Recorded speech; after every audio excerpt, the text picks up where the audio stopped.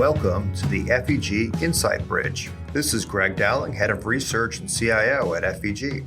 This show spans global markets and institutional investments through conversations with some of the world's leading investment, economic, and philanthropic minds to provide insight on how institutional investors can survive and even thrive in the world of markets and finance. FEG's Approachable Asia 2020 event was originally scheduled for this fall in Singapore. It is an event where we take a handful of our clients for boardroom-style education and to meet with local managers. Well, that was the plan before the coronavirus pandemic hit. The good news is that through a series of podcasts, you can receive the same content and get to skip the 16-hour flight. Today, we get to speak with Paul Krake, founder of View from the Peak. The Peak is Victoria's Peak, the highest point in Hong Kong. I know it well because for the longest time when I was in Hong Kong, I would stay with a good friend and his family who had an apartment near one of the trailheads. Before starting the day, and often because I was jet lagged, I would hike up there in the morning. Victoria's Peak offers 360 views if you caught it on a clear day. And you can get an amazing perspective of the city and the surrounding islands. And that is really the aim of View from the Peak. Paul takes that 360 view on Asian public policy, economics, technology, and geopolitics with a special focus on China. It is a perspective earned over 25 years of working, researching, investing, and living in Asia. Today, we have him on the Insight Bridge. All right, welcome, Paul. Thanks for joining us today. Greg, it's great to be here. Thank you. Before we jump into all these questions on China and Asia, would you briefly describe your firm and maybe give a little background? So View from the Peak is a investment research firm that was formed in 2011, back in the halcyon days of independent research, when it wasn't the most overpopulated sector that I could think of, and it wasn't regulated out of existence. It was formed, and the firm still has the basic premise, where we are what I describe as a structural ideas factory. When the business first started in 2011, they were the sort of the glory days of the hedge fund world, and that was the majority of the revenue. I've found that over the course of the last 9 years or so, the client base has evolved to be a much more strategic, structural client base with more family offices, more endowments and the like, probably similar to what FEG has found with its evolution over the years. But we still do the same sort of thing, which is multi-asset class, top-down investment ideas. The duration's got a little bit longer over time. We've always been very focused on being agnostic from an asset class perspective. Asia's always played a big, big role to deal with the elephant in the room. View from the Peak is Victoria Peak in Hong Kong, where the business was first formed some 9 years ago. But we do try to look at the world very much from a global perspective, even though Asia is at the center of what we do. Hey, Paul, so jumping in, we're going to focus a lot on China, but China's really changed, especially its relationship with others. So over the last, call it maybe 5 or so years, it feels like China has become more assertive militarily, economically, and even diplomatically with the U.S. and its Asian neighbors. What describes this change in behavior from China? In a word or 2 words, it's Xi Jinping. But I would also push back a little bit on this. And I will say from the outset that I'm an outlier in this thinking.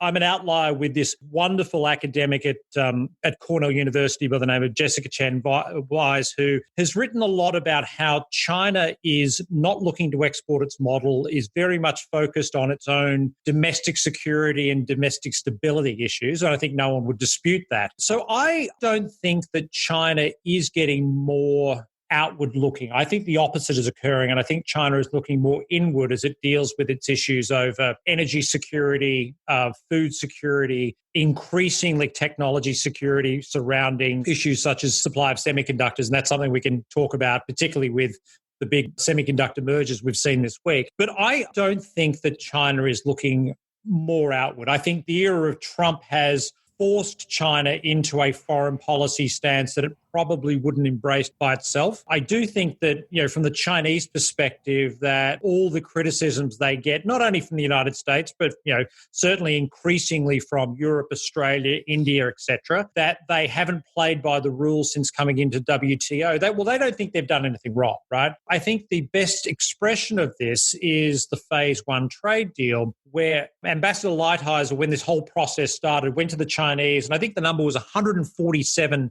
demands that he had of the Chinese, right?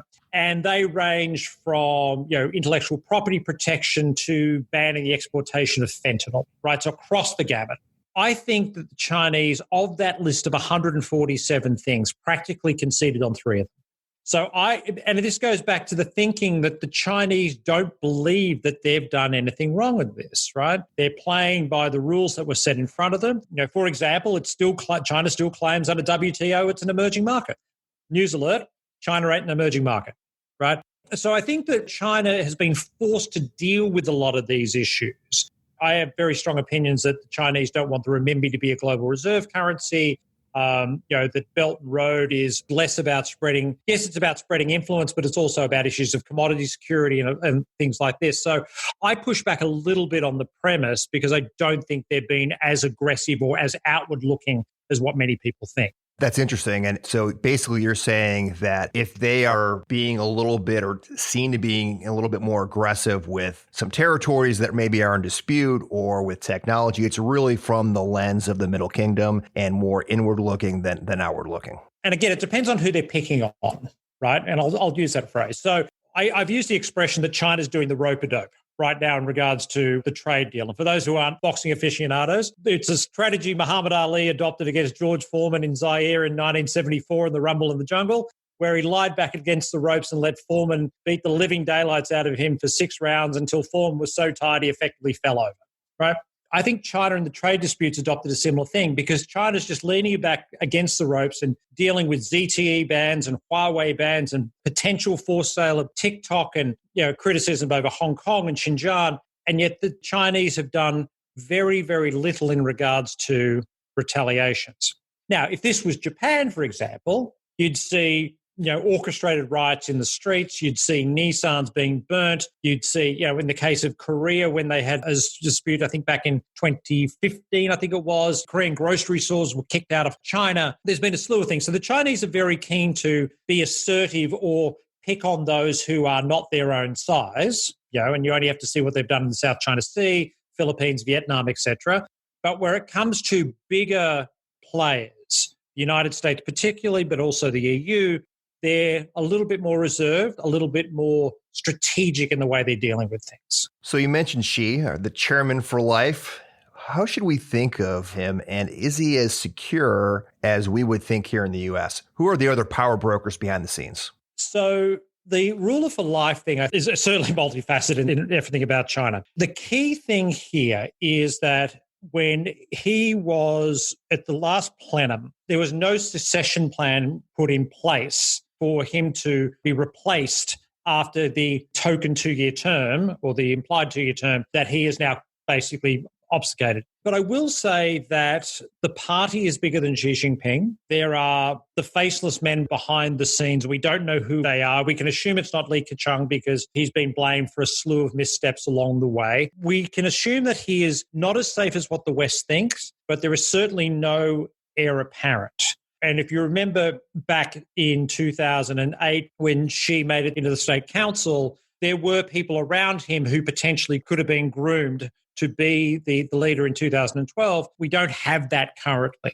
But I think it's naive to think that he is an equivalent of a Putin, for example, where this is not an autocracy. This is the party first, and the party will outlive Xi Jinping, and the party will determine when Xi Jinping has run its course. What about some of the corruption crackdowns that he led when he came into power? Has he made any enemies through that? Plenty is the short answer. But that said, an enemy is only a problem if they have the power to be your enemy. He's annoyed a lot of people. But let's face it, the anti-corruption campaign had 2 purposes. One was that when he came to office, corruption was beginning to decay the Communist Party to the point where it was losing support amongst the masses, right?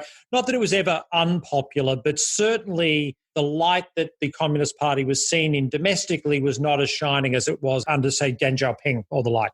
But also what he did was, the people he got for corruption were not his guys. They were his potential political opponents. So, he did a wonderful job at weeding out anyone who potentially could have been a problem. Bo Xilai is an obvious example of that. So it's not like there are members of Xi Jinping's inner circle who have not profited handsomely from corruption over the years, but this anti-corruption campaign was targeted to, get rid of his opponents. Now, is China a less corrupt place than it was? Yes. Does corruption still exist in China? Absolutely it does. I think that now we're at a stage where it is manageable. And if one of the objectives was to raise the standing of the party within China, well, the Communist Party has never been more popular in China as it is today. So, if you look at the surveys by the Pew Research Center, for example, Chinese Communist Party has an approval rating of in the mid 70s, and US Congress has an approval rating in the low teens. Enough said.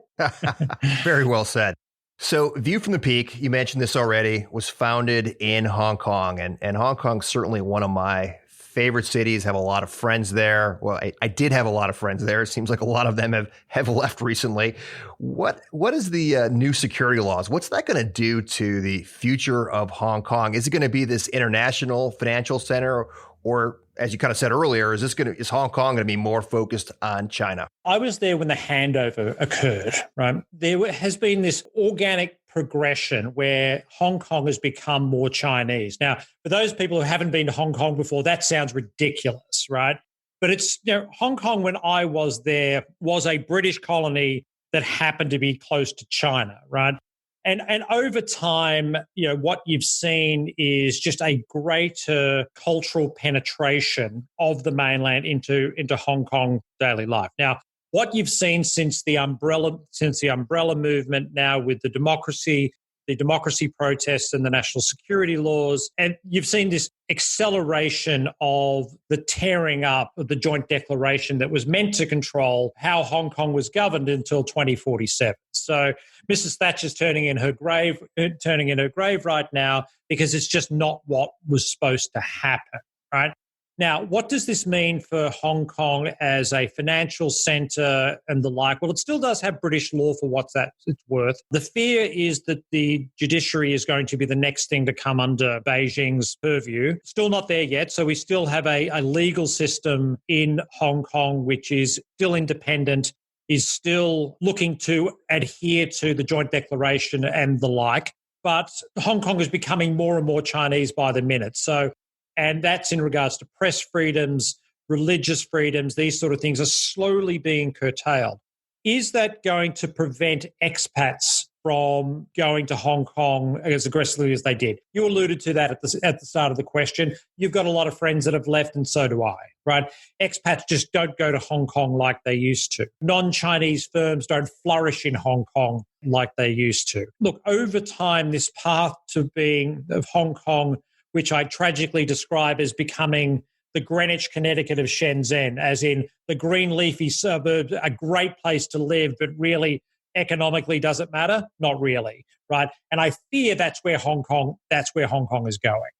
Asset management is kind of in a tough spot, right? That has been the beachhead for many folks who are sort of a pan-Asian fund. Maybe at some point in time, they've opened a Shanghai office or a Beijing office. But especially the expats who are there are in a tough spot because they want to sell into China, because China is opening up their capital markets, but they're afraid to kind of go against China. And so it seems like you see a slow leakage of people to Singapore, Yep. Even though they're maintaining a Hong Kong office. Is Singapore going to be the next Hong Kong?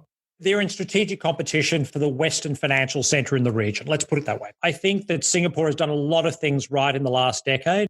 Look, you've spent time in Hong Kong. Hong Kong people have this disdain for Singapore, that it's the world's most boring city. I was well and truly of that view, and I sort of evolved a little and said, Singapore's got great infrastructure, and it's slightly less boring than what it was. And now it's a direct competitor. It's just I would argue it's a better place for families. The pollution was a major reason why a lot of expats move from Hong Kong to Singapore. The Singaporean government is incentivizing firms to leave Hong Kong and set up shop. That's only going to continue. This is a competition between two nation states, between two wonderful cities at their core. Unfortunately, all the news for Singapore is positive, and all the news in Hong Kong with the security laws and the like is negative. And frankly, I don't see how that changes. Because again, if you're setting up particularly a hedge fund, for example, the chances of you being called in by the regulators because you shorted the wrong stock, you can't discount that. Again, if you are setting up a business in Asia for the first time, where is your low-hanging fruit? Well, it's not going to Hong Kong and dealing with security laws, an uncertain regulatory environment, jurisdictionally being unclear about where things are. You go to Singapore, it's clean. It's a clean, easy environment to set up your Asian hub.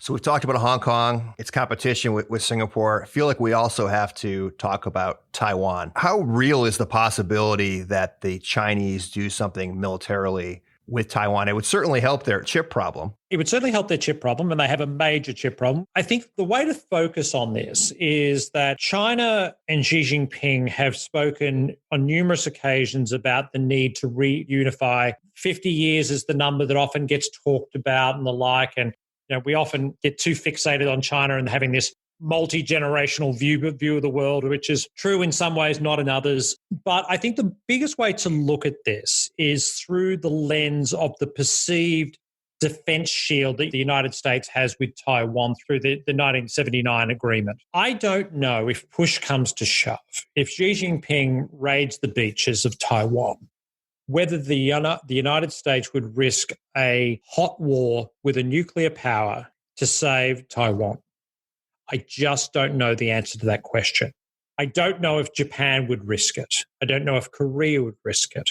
And that's the tragedy of Taiwan. And particularly given the fact now you have a Taiwanese administration which is as aggressive, stridently independent as had any government, I'd argue, in modern history in Taiwan, who are continually poking eyes at Beijing in regards to accepting effectively state visits from the United States, from the health secretary and the like. China gets one chance to take back Taiwan.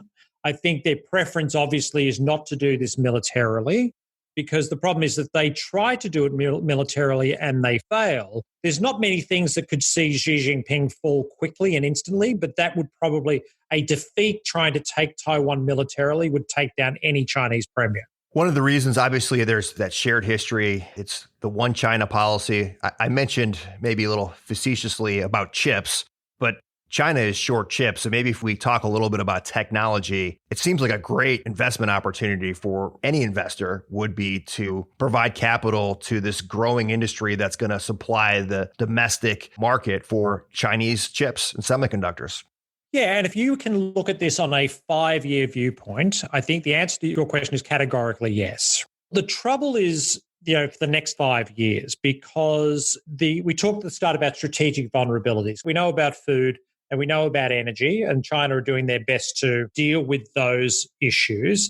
But the Trump administration, either through accident or design, have stumbled across what I argue is China's biggest strategic vulnerability, and that's access to high-end chips. So if you look at the embargoes that exist on companies like HiSilicon, for example, so Huawei's semiconductor business, basically what the embargoes imply is that if 10% of that content of any chip is made by an American firm or in the United States, then that chip can't be sold to HiSilicon, and it's going to probably be extended to a slew of other Chinese companies as well.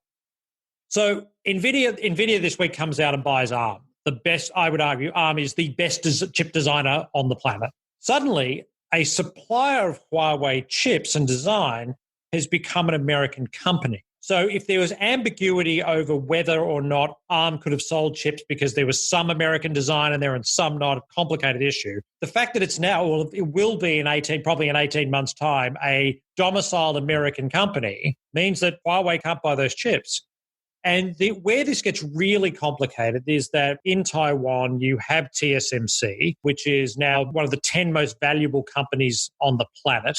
It is the biggest supplier of chips to China. And if you go through their high-end chips, well, there's a lot of American design in those high-end chips. The key question is the United States government under Trump, I think this goes away under Biden, but under Trump, are they prepared to embargo TSMC from selling American chips, those chips with American design in them, to China? If that's the case, then China's AI ambitions have real problems because companies like SMIC can make all the mobile phone chips that they like. They can make those low-end chips that we use in all the stuff that you and I use every day.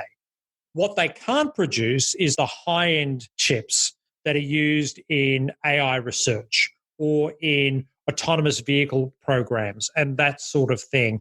And that creates a problem. So depending on who you ask, a company like Huawei, for example, has somewhere between 12 months and 24 months worth of chips stockpiled. And they have been buying chips off anyone who would sell them to them for the past 3 years because they saw this coming. Then what? So if you could literally have a situation where China's AI ambitions stall, their biggest global brand runs out of the stuff that drives, not inconceivable in the next 1 to 2 years. Fascinating. Besides technology, it seems as we record this, we're in that silly season here in the United States, which is election time. The one thing that Republicans and Democrats both agree on is China, at least the rhetoric towards China. And part of that seems to be a wish, and perhaps it's just a wish, to onshore manufacturing back to the U.S. How easy or difficult is that going to be to bring back basic manufacturing or even pharmaceutical type of manufacturing back to the States? We did an event last Thursday with the US-China Business Council on the future of the Chinese supply chain. And the overriding observation was that there is no appetite, practically, economically, strategically, to bring back manufacturing in medical, semis, apparel, chemicals, industrial, to bring that manufacturing back to the United States. The automotive industry, for example, produces all around the world. But when you've got China as the world's biggest car market and by multiple factors, the world's biggest EV market, which is where every OEM wants to take their business, they're not bringing that manufacturing back from China to build it in Kentucky when the only place you sell those cars is pretty much in North America. So the medical supply chain was the fascinating one because that's the one which has obviously been exposed as a legitimate national security concern under COVID. But if you talk to companies like Merck, like J&J, like Abbott Labs, they're going to say, look, if you bring back the production of either generic pharmaceuticals or patented pharmaceuticals, you've got to bring back the chemicals, you've got to bring back the packaging, you've got to bring back all those factors to the United States. And what you do with that is increase your cost base by somewhere, depending on the product, between 25 and 100%. At the end of the day, economically, it doesn't make a lot of sense for them to do this. Now, clearly there are national security pressures on the medical supply chain. For example, I was chatting to a physician and a scientist who's deeply involved in the eventual production of COVID vaccine. The United States doesn't have enough industrial glass vials to produce hundreds of thousands of doses of a COVID vaccine. Give you 3 guesses where they make all the industrial glass vials. I only need one. You would have to store these doses in industrial medical grade refrigerators that have to go to minus 70 degrees. We don't have enough of those. Give you 3 guesses where they're made. Again, we're in this position because when the world went into globalization hyperdrive back in the late mid-90s, China was the cheapest place to outsource everything. Now it's gone from the cheapest place to outsource everything to the best place to outsource everything. People talk about, well, you can send stuff to India or Vietnam. A great statistic is that China produces roughly 1 in 5 global exports. Vietnam produces 2% of global exports. So to reduce your Chinese supply chain by 10% and move that to Vietnam, you'd have to double Vietnam's export capacity. Simply just can't do it overnight. It's not even just the workers and factories, it's the logistics, right? It's getting the railhead, it's getting the ports in to handle all of that. I mean, that's a big lift. When's the last time you drove from the airport in Mumbai to the center of town? It ain't going to India, right? And look, India has merit, particularly in the medical supply chain, because it does have a big generics business and industry and the like. But at the end of the day, China just does this better than everybody else. Bringing stuff back to the United States from a low-end manufacturing. Well, here's a good example, right? The United States has banned Huawei from its 5G networks. The dirty little secret is that the UK admitted recently, but the US won't admit, it's going to delay the 5G rollout by 2 to 3 years. So if you're let's say you're Merck, for example, and you want to bring back production of certain pharmaceuticals to the United States, are you going to abandon your 5G-enabled factory in China to bring it back to the United States with a less qualified workforce, higher paid workforce, and the most cutting-edge plant you can build doesn't have 5G capability? Why would they do that unless they are forced to? And the reality is that whilst there could be pressure from the Trump administration to do something, if you look back over the course of the last 4 years, there has been very, very little movement in regards to structural production coming back from overseas back to the United States. It's hard. We are so intertwined with China. Our clients, and rightfully so, are very concerned about the climate and the impact of climate change. But if we put up a bunch of new solar panels, where are they made? China. If we have more batteries, we need more lithium. We need more rare earths. Where are they made?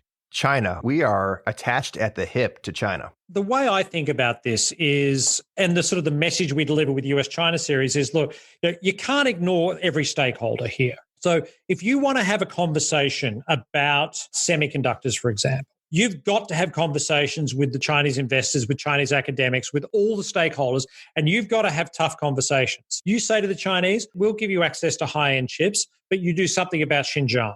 We'll give you access to the CPUs that have been produced by or designed by ARM, but you have to give us real guarantees, not faux guarantees, real guarantees about data security and you guys backing away from cyber theft. So issues where the Trump administration has gone awry is, this whole thing with TikTok is a great example. Could you imagine what the American government and the American population would say if the Chinese woke up one morning and said to McDonald's, we don't like what you do with the data. You need to sell every restaurant to Yum China. This is corporate extortion. And it's just not the way to act. So America does have cards it can play. This semiconductor card is a big one. And if you have a Biden presidency, I think we'll move more from a corporate reciprocity framework, which we have currently. And there will be a greater focus, I think, on South China Sea and military issues and human rights. But use this card of chips and say, look, this is a to and fro. Lighthizer gave you 147 things that we wanted to deal with. You dealt with 3 of them. How about we start with dealing with 20 of them? And this is never going to be perfect, but there has to be a back and forth. And currently, there hasn't been a back and forth. So you are an Aussie, and we're taking this from a U.S. perspective. What's the perspective of other stakeholders, other countries, Australia, EU, Japan? How do they manage this relationship with China? I think that if the Trump administration didn't go it alone, this era of anti-globalization or the realization that China hasn't played by the rules had such an ability to change China. You're never going to change China, structurally. It's just a different economic, social, and political model to what we have. But the Chinese can handle a trade dispute with the US. That's a battle of equals. What it couldn't have done is dealt with a trade dispute that included the EU, included Australia, included Canada, included Japan. When you put those blocks together, if there is a uniform approach that dealt with issues of data security, cybersecurity, unfair trade practices, particularly if the EU is involved, human rights abuses, climate, you could have got China to change. Now, what I suspect happens is if you do have a Biden presidency, that Biden is going to go cap in hand to Trudeau, Macron, Merkel, et cetera, and say, sorry about the last 4 years, our bad, really, really sorry. Can we start over? And by the way, we need to do this with China. What you're seeing, particularly Australia is a good example, which has had a lot of interference by the Chinese and is pushing back hard against the Chinese on a slew of issues. Same with Europe, particularly France. I think that there's scope to get the Chinese to change. But again, first and foremost, if it does occur, the Americans have to go cap in hand and say, we have to start using those international institutions that have been abandoned in the last 4 years. So one area that it seems China has continued to open up is their capital markets. Talk a little bit about the progression of China being financed only through kind of the local banks to the opening up of the stock market, the bond market, and what that means for international investors. Again, I'll take the contrarian view here, and I don't think it's as open as what people think. Go back to 2015, China, the IMF allows the renminbi to go into the special drawing rights basket, which is this symbolic basket of goods. I've actually never met anyone who's actually bought an SDR in their lives, right? So it's just this symbolic thing. The Chinese then turned around and basically closed their capital account immediately afterwards, right? If you want to know how difficult it is to do a Forex transaction, bring the Treasury people at Starbucks and they'll say it can take up to 3 months to get approval for a $10 million wire transfer. This is not an open capital market. Yes, you have the Stock Connect. Yes, you have the Bond Connect, which is important, but still relatively small. So I push back. I think the Chinese capital markets have got more sophisticated domestically. Hong Kong, for all its problems with the national security law, is still going to be the preferred place for large Chinese companies to IPO. And you'll see this with Ant Financial. You'll see it with Didi eventually. When Didi eventually goes public, those sort of things. It's going to get increasingly interesting as there is pressure on Chinese company listings here in the United States, which has stemmed from Marco Rubio put it through a proposal last year called the Equitable Act, which effectively is the foundation for what standards will need to be met for Chinese companies to list and or remain listing on US exchanges. But at the end of the day, it's very easy to put money into China. It's tough to get it out. The best thing that happens to the Chinese anytime soon is to get Chinese bond weightings in the old Lehman indices and the like, get that elevated, because that's effectively its permanent capital. And China loves things like MSCI inclusion because effectively it's permanent capital. And money can go back and forth via the Connect, but you're never going to see the real capital flight fears, which is the ultimate concern for Beijing. Because if you control how money leaves your country, you don't have an economic crisis like the world in 2008, or the very relevant one of the Asian crisis in 97 and 98. And it's the primary reason Japan avoided its crisis, because everything was held so tightly in domestic hands. But don't they need to eventually expand that, right? Because they are growing so much through the banks, and the local banks have a bunch of bad debt, and then the government bails them out, and you keep doing this over and over again. Don't they need to have a very robust capital market to get to that next level? I'm not saying their capital markets are not robust. They're just not robust in the ways that we think about it. If you ask free market people in the United States, that short selling is a very necessary part of liquidity to the markets and the like. There are countries around the world who routinely ban short selling and their markets still function. It maybe doesn't function like we think they should function, but short selling is one of those things which it's debatable whether it's the linchpin of a healthy functioning set of capital markets. Look, China, the bad debt issues often get talked about. Do they underestimate their bad debt position? Yes. Have we in the West predicted 15 of the last 0 blow-ups in the Chinese bond market in the last 25 years? Yes. Still, it's not like they don't have an ability to raise capital. China's savings rate is still far too high. We know that. I think that there will be a push going forward for, I think, structurally a stronger currency longer term, because that obviously helps with domestic consumption and domestic investment. Hopefully will be something that can get the savings rate down as well, because that does create inefficiencies. But look, the government is in control of that model. Now, if you put a Western credit model on China, it doesn't work, right? But I say this a lot. Lehman Brothers would probably still exist if it was a Chinese company, because Lehman Brothers was derailed by mark-to-market accounting.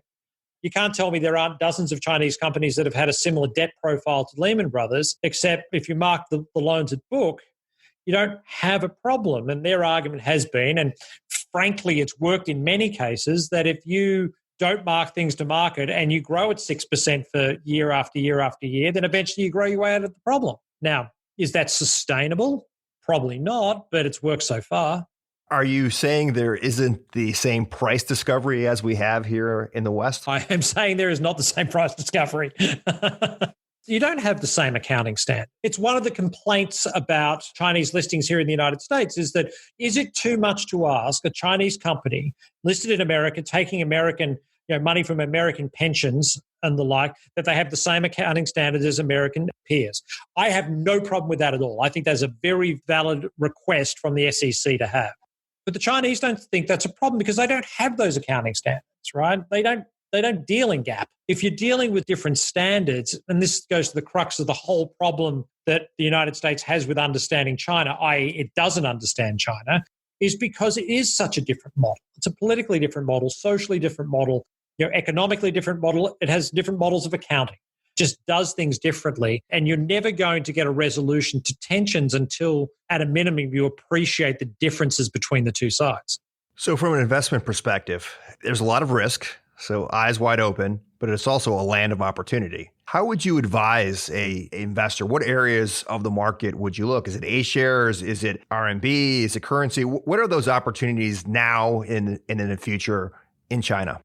So for me, it's the equity market. And I think the biggest thing to point out is that the average Chinese household balance sheet has 6% of their net wealth in equity, too heavily skewed towards property and savings, as the savings rate would indicate. They don't own enough equity. So if you look throughout history at markets that have had a dramatic increase in the percentage of equity held per household, what tends to happen is that they tend to find the equivalent of the Nifty 50, and we have the equivalent now of the Nifty 5, which is FANG, right? Where the vast majority of stable brokerage firms in terms of assets, most of them have Apple, Amazon, Microsoft, Facebook, Google. So where the opportunity set in China, I think, is very exciting is that when you develop a mindset of equity ownership, and that will come, what are the 25, 50 stocks that are going to be the staple of every household balance sheet? The ones that sort of come to mind are the likes of Alibaba and Baidu,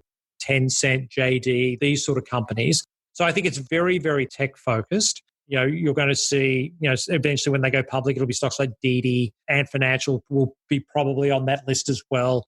So I think the big picture, the opportunity is looking at, in a similar vein to what you see here, is what are those 20 companies that are going to change the way that the average Chinese citizen eats, works, entertains themselves and shops. You think about that mindset, particularly here with COVID, and that's why you naturally gravitate towards the Amazons and towards Google and Microsoft, and increasingly Zoom is once you become a verb, you've made it as a company. I don't know what the equivalent of doing stuff on Alibaba will be, but that is the verb of shopping in China. For me, that's the opportunity set of the household names that the household balance sheet must own. What about the domestic opportunity? I mean, certainly they have the equivalent of the FANGs, they have the BATs. Outside of that, are there opportunities in some of these smaller companies where maybe for active management could work a little better in the A share market than it does here in the West currently? Look, I think what we're going to face globally is an issue where mega cap companies are going to dominate every facet of life. And whilst there will always be opportunities in small cap companies, you had the natural spring water company just go public in Hong Kong at 1,000 times oversubscribed. There will always be